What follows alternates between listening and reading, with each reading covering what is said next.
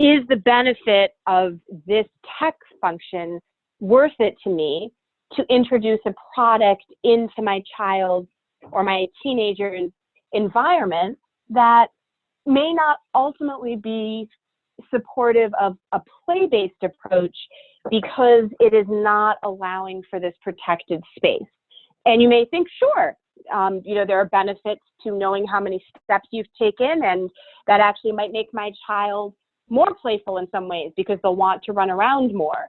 Or you may think, gosh, my conception of play is being able to take risks and to innovate and not have that preserved in any way.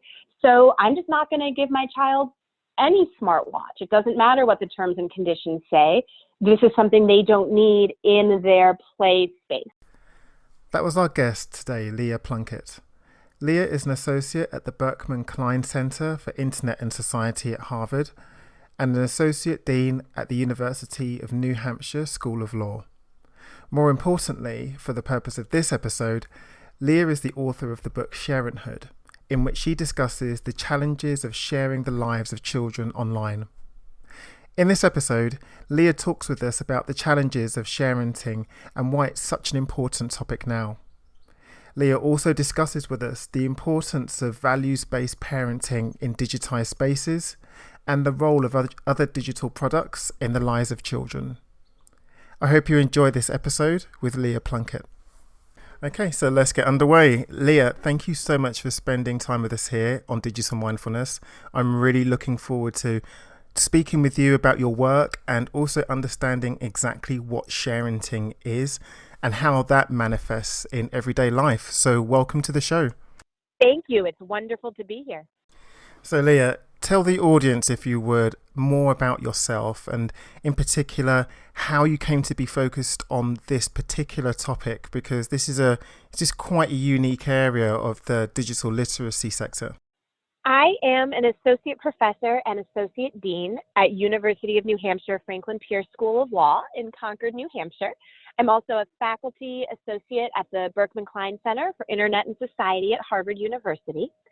And in those roles, I teach my law students. I help oversee our law school programming. And as a scholar, I look at kids, families, digital life, and the law. And I came to that topic because I'm a mom of 2 young kids. When I started looking at the topic, I was the mom of 1 child, then I had another. And I just started seeing more and more pictures in my own social media feeds of ultrasounds and infants. And then as my kids got older, toilet training and temper tantrums. And I was posting myself. And I got really curious to figure out how we as parents and also teachers, grandparents, aunts, uncles, and other trusted adults might want to rethink our engagement with the way we share or not our kids' digital information. So I wrote this book not because I had all the answers, but because I knew I didn't have all the answers. So Leah, you've written this fabulous new book, Sharenthood, and I wonder if we can focus on that a little bit, and in particular the name. What does sharenting actually mean, and why is that so important to think about now? Sharenting means slightly different things to different people. Sharenting typically means what parents post on social media about kids. In my definition, while what parents do on social media is a very important part of sharenting, I think to properly and fully understand sharenting, we need to define it more broadly. So I define sharenting as all the ways that parents, teachers, grandparents, aunts, uncles, coaches, and all trusted adults in children's lives engage digitally with kids' private information. So social media is a big part of that, but sharenting also encompasses the ways that we use smart devices in our homes, or AI assistants, or using Fitbits or fitness trackers on our kids. So really anything and everything where you have a parent or other adult taking children's private information and sharing it, having it aggregated, analyzed, reshared, really any activity that involves the digital transmission of that information by the adult. I think this is absolutely fascinating, and I want to pick up on one of the points that you mentioned, and that was, you mentioned about social media and all of these other mediums of sharing, but you also mentioned things like smart speakers, and I'm wondering how sharing actually takes place via those. Are you thinking that it's more things like ambient surveillance of kids? Ambient surveillance is a huge part of it, but depending on what kinds of smart devices we're using in our homes, it can be more than ambient surveillance. So if we're giving our kids smart toys, for instance, they are interacting directly and conversationally with those toys.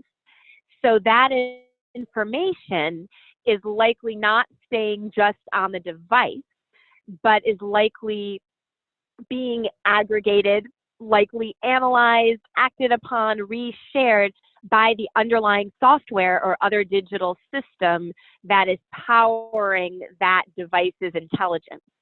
So anytime we have a smart device in our home, the phrase ambient surveillance captures it perfectly. It's including our kids. And then there are those smart devices targeted at our kids that we may be giving them to engage with. I want to focus a bit more on the book now because again, of course, the idea of sharing is fascinating. But what was also interesting was that you didn't say that as a whole sharing or sharing our kids' lives online is not universally bad, but rather it's something that's context dependent, and that it's up to the parents or the caregivers to understand when that context is correct, when it is right to share parts of our kids' lives online. So I believe that what we need to do as parents, teachers, and other trusted adults is to reflect differently on whether, when, how, why, and with whom we parent. Parenting is not all bad. Some parenting is inevitable, and some parenting can be very positive.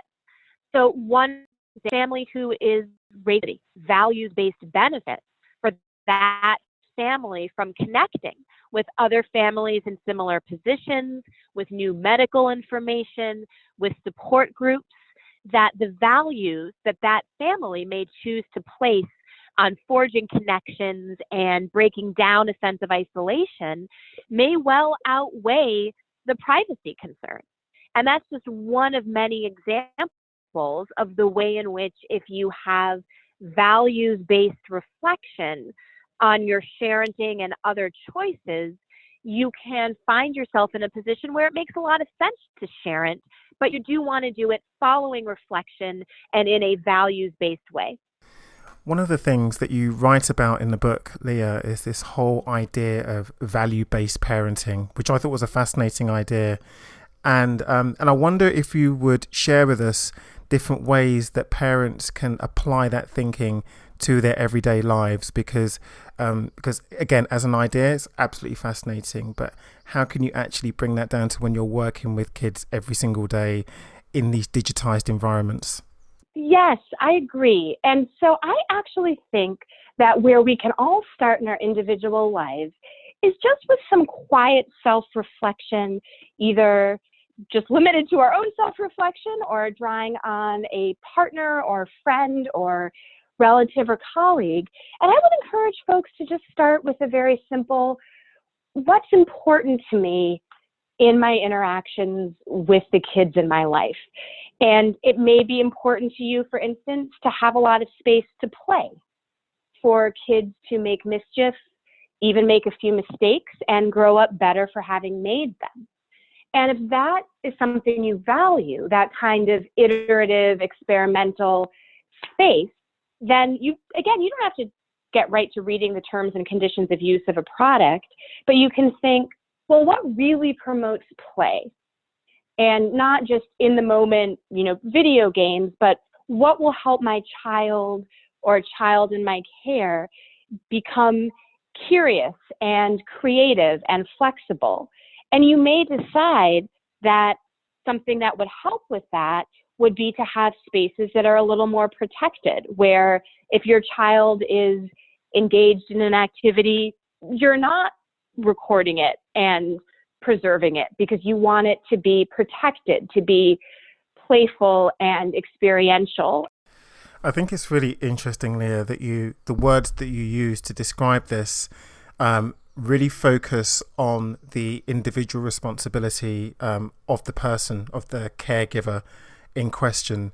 And I think that is that's incredibly important, because it's not so much that it's the responsibility of the companies, although they do bear some responsibility, but it's not their entire responsibility to create better experiences for people, but rather it's our own. We have to do this ourselves. It is. And I think that gets us now to a place where we really need to be looking to tech companies themselves, but let's be realistic, the lawmakers and regulators who oversee tech companies, because we have not seen, for most tech providers, a whole lot of willingness to really meaningfully innovate around privacy. There are some, but as an industry, the tech sector at this point is making its money on gathering and acting upon and resharing our data. So I do think that one thing that would benefit us here in the US, for example, is having a nutrition style privacy label on any commercially available personal tech product. So the same way we walk into a grocery store and we can see really quickly how many calories, how much fat, how much protein, we should be able to pick up a fitness tracker or look at a new app and say, oh, here are the 5 types of data it's taking about me, and by extension my kids if I'm sharing about them.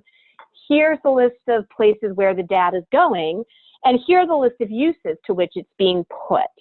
So for us to really, as individuals, be able to understand and act upon privacy policies and terms and conditions of use, we do need them to be more clearly and concisely given to us.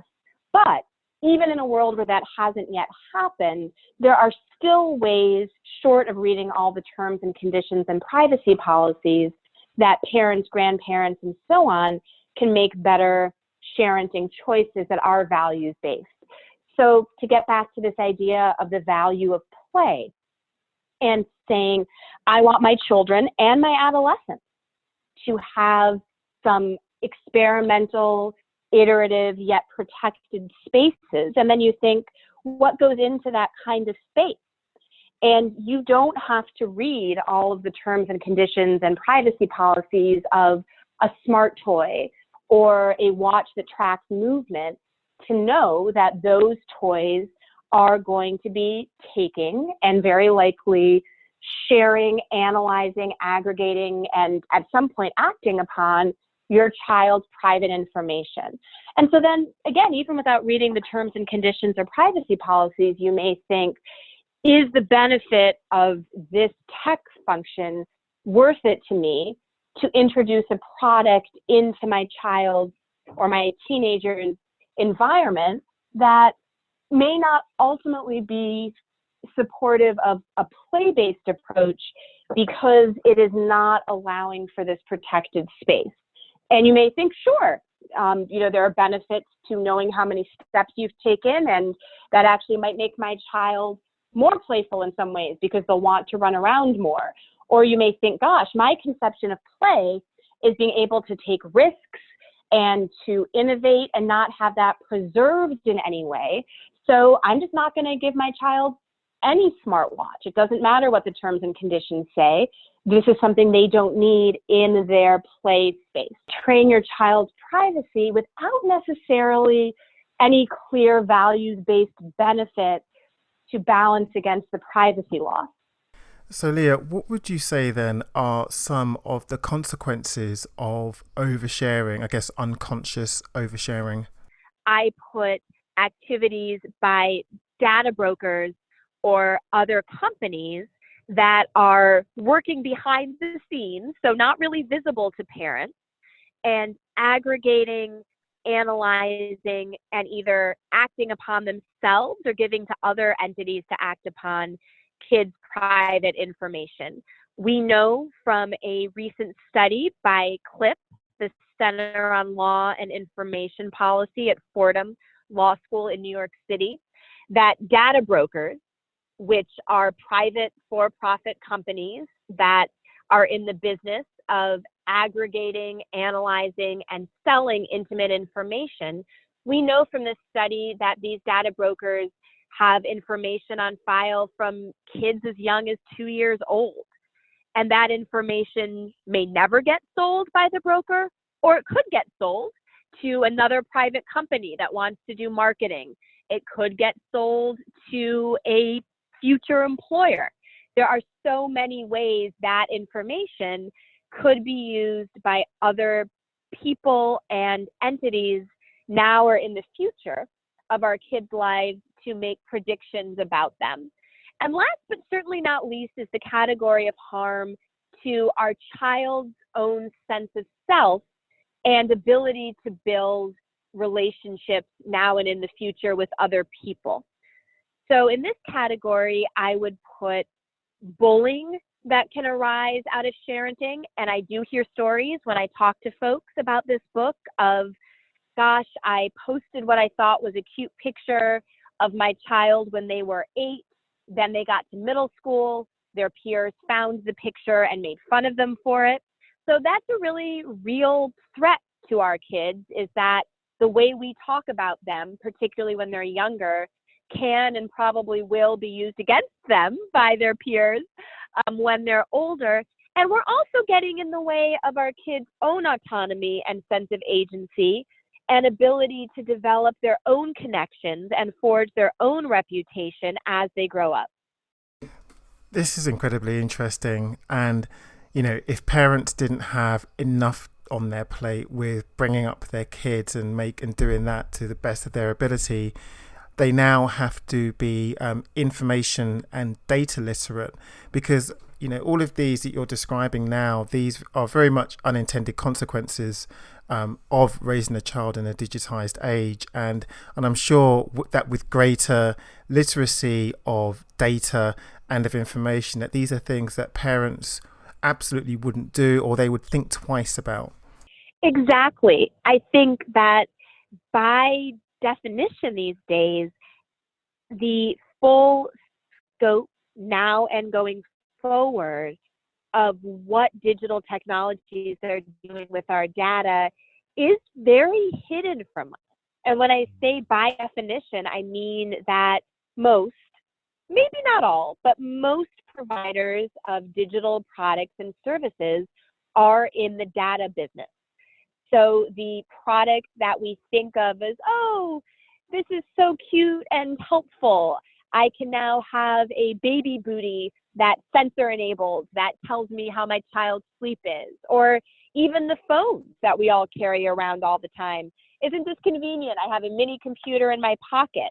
Well, these products are engineered. They're designed so that we see them as familiar, non-threatening parts of our everyday environment, when actually all of them, no matter how helpful they are, have a component to them that involves data acquisition, data aggregation, and different forms of surveillance. And we don't see that. Maybe we would if they were all required to come with a giant warning label that said this product is spyware, but we're not going to see that happen ever. For me, this was the larger issue that really came into focus when reading the book, that actually what you were writing about was the ethical use of data, and just how important that is for parents and for caregivers to make better decisions when sharing the lives of children online, and in particular, this is an issue that people need to know more about, particularly those companies we know very little about, such as the data brokers, because it's all of this information that parents and caregivers just don't have at the moment. I agree. And I think that as we, as the general public, are seeing more we are asking tougher questions of these companies. We're making greater demands, and I mean that in a good way, of our lawmakers and regulators, because revelations like the one from the New York Times this fall, that photos of toddlers on social media back in 2004, 2005 were taken and used to train what the Times called bleeding edge surveillance technology, the facial recognition software. People are deeply disturbed by that. It feels, and it is, like a real invasion of protected space. And we as a society tend to get very protective of our private spaces when we realize that they're being intruded upon.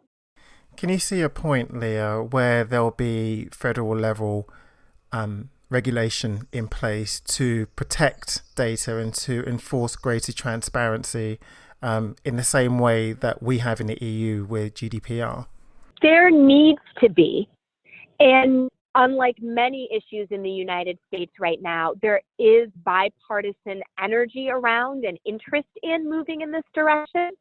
Unfortunately, I don't see anything coming down the pike that is likely to be in effect anytime soon. But I do take heart from things like the Federal Trade Commission's recent call for public comment to review the rule implementing COPPA, the Children's Online Protection Act. Now, COPPA, this federal law in the U.S., actually does not regulate sharenting. It regulates when and how and why companies can take private information directly from kids under 13. But even the fact that the FTC is dusting that off and asking for input from stakeholders, I take as a positive sign. But we in the United States are lagging behind the EU and Britain and other countries in coming up with meaningful, comprehensive, yet flexible, ethical data laws and regulations. I think what you just said is incredibly important, not just for us when we're caring for our loved ones, our young loved ones, but also when thinking about ourselves.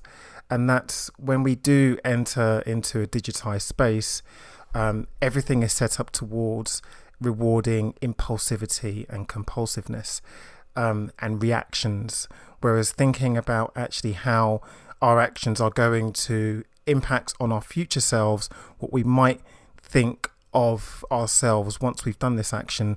This is not something that we generally think about in life. Perhaps we do, but certainly when we're online, this is not something we tend to think about. It isn't, and we're not good at it in other complex domains as well. And I certainly want to be very clear that I wrote this book with the hope, and I'm so delighted that hope has become a reality, of having exactly this type of conversation. I don't think I have all the answers, or that every choice I make in my personal life should serve as a sharenting model. I don't think it should. But I think that one of the best ways for us, whether it is with sharenting or other complex domains where we're required, if we really want to set ourselves up for success, to be thinking more about our future selves, perhaps, than our current ones. There are two sources of support that I have always found particularly important, and I think others do too. One is the power of having company, whether that company is a buddy with whom you start doing an investment club so that you're being more mindful of your retirement accounts, or whether that buddy is a community of people across the country or across the world whom you've never met, but you're in touch and you are working towards the same goals. So I think company, when you're trying to make these kind of complex changes, is really important. I also think the power of small habits cannot be underestimated. And that's not to say, any of us can or should try to change every sharenting habit that we have right at once. But I really do think the little things add up to be really huge. So if somebody were to say, for instance, gosh, I'm not so sure what Facebook, not to pick on Facebook, but just use them as an example. I'm not so sure what value Facebook is adding to my life or my children's lives. Let me just take a week and do a Facebook cleanse. I'm just not going to post anything new, and I'm going to see how I feel about that. And in the time that I'm spending not posting, maybe I'll try putting my phone down completely and reading a book to my child, or reading the newspaper to myself, or, adding up how many minutes I think I was roughly spending posting and going for a walk or a run instead. I think those types of really micro habit changes and personal interventions are so meaningful. And the good thing about tiny habits is that they're small enough and easy enough to be passed down to children. Yes, that is right. And definitely I'll share one of the habits that I have been working on over the past few weeks, and it has not been successful every day, is leaving my phone in what we call the command center of our house. So you walk in and there's a place where the keys live and the wallets live. And I really try to put my phone down there when I come home. But I have not been succeeding every day. And I haven't been succeeding because things are busy at work and I want to make sure I don't miss anything, or I'm alarmed by political or public health news and I want my New York Times breaking news update.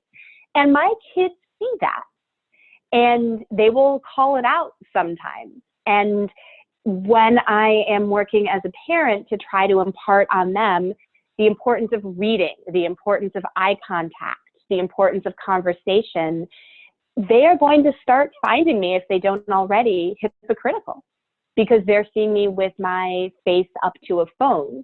And sometimes I do explain, because it's just the reality, something important is happening at work, I need 5 minutes, and then I will focus on you and I'll put my phone down. But other times I'll catch myself and 5 minutes, 10 minutes, 15 minutes have gone by and I'm still reading my breaking news update.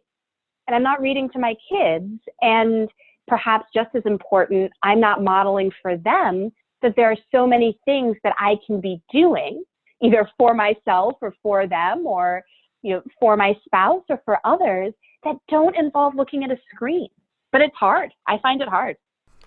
Leah, one of the trends that I'm seeing now is the rise of child influencers, and how you see very young children all the way up to teens aspiring to be YouTubers and to overshare, parts of their lives or major parts of their interests. And I wonder, number one, what your opinion is on this. And number two, again, to parents and caregivers listening to this, how you would suggest they manage something like this, given the discussion we've just been having about sharenting. I am really torn on this question, so I appreciate your asking it. And the reason I'm torn is I really deeply believe that as our children show creative aspirations, entrepreneurial aspirations, engineering aspirations, design aspirations, whatever it is that our kids want to be or build, it is amazing that we have a whole new range of digital tools and digital platforms for them to do that. And I would never want to stifle their development of their sense of agency and autonomy, or the development of digital innovation in general. So on the one hand, part of me thinks we want to make sure that we as parents are supporting that. On the other hand, I have real concerns given the current state of the internet and of digital life more broadly, where the default setting really does seem to be toward commodification and monetization. That if we are supporting our children's desire to be an influencer, to be a YouTuber, without interrogating it and thinking critically about it, then we're likely serving them up to a world where everything is about clicks and likes and sponsorships. And I'm a big proponent of the free market. I'm not promoting socialism.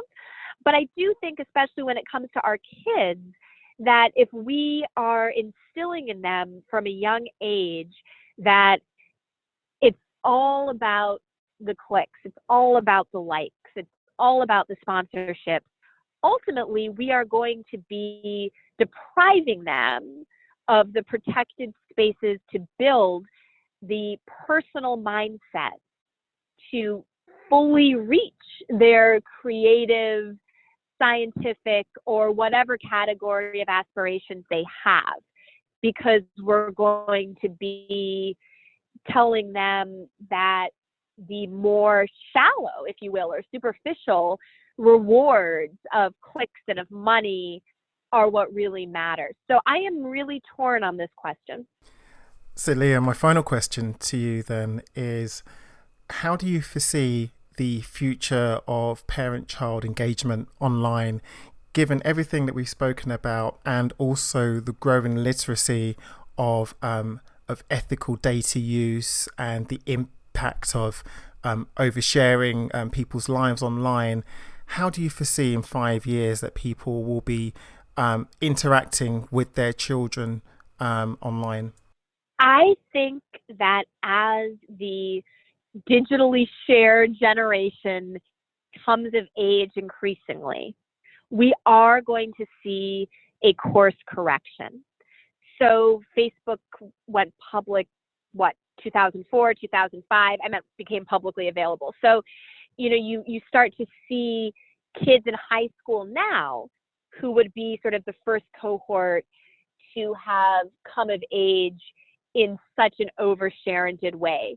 And we're seeing signs, both in terms of individual statements kids are making, in terms of things like a Microsoft research team report that came out this fall that found that over 40% of youth surveyed had concerns about parental sharing. We are starting to see this generation take a look around, see what's out there about them, and say, wait a second.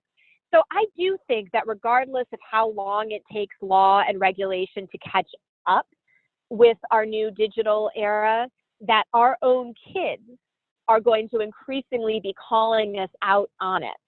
And so that we are likely to look back at this current era, this initial era of parenting, as somewhat the way we look back on a time in the United States where seatbelts were not mandatory for kids, right?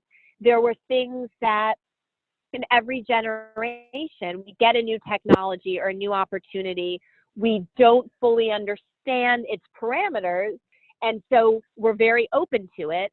And then a generation goes by, 2 generations go by, and either through norms and practices or laws and regulations, we make some course corrections.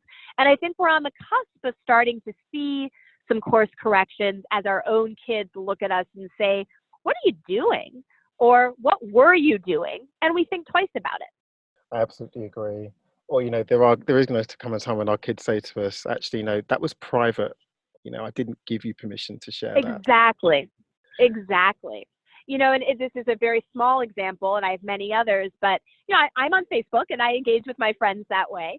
And I saw a post the other day from some friends in my community in honor of their daughter's birthday. And I really liked it because it did not include a picture. And it said, we're celebrating our daughter today. She's old enough to request that we not share pictures of her, so we're honoring that request, but we're so happy she's in the world. And I thought, what a sweet and respectful way to share your joy and pride as a parent in your child's birthday, while also honoring the fact that she did not consent. And I don't mean consent in a legal way. Children don't get to consent or not to their parents parenting, but consent in terms of the relationship. That's fantastic. Leah, where is the best place for people to find out more about you and your work and connect with you? Thank you so much for asking that. 2 great places. Leah Plunkett, LeahPlunkett.com is my author website. There is a form through that to connect with me. Also, I'm on Twitter, Leah, A as in Apple, Plunkett. Perfect. That's incredibly easy. So, Leah, thank you so much again for spending time with us today. It was really fascinating learning about you, your work, and the book, and I wish you all the best with it. It was a pleasure. Thank you for the insightful and inspiring questions.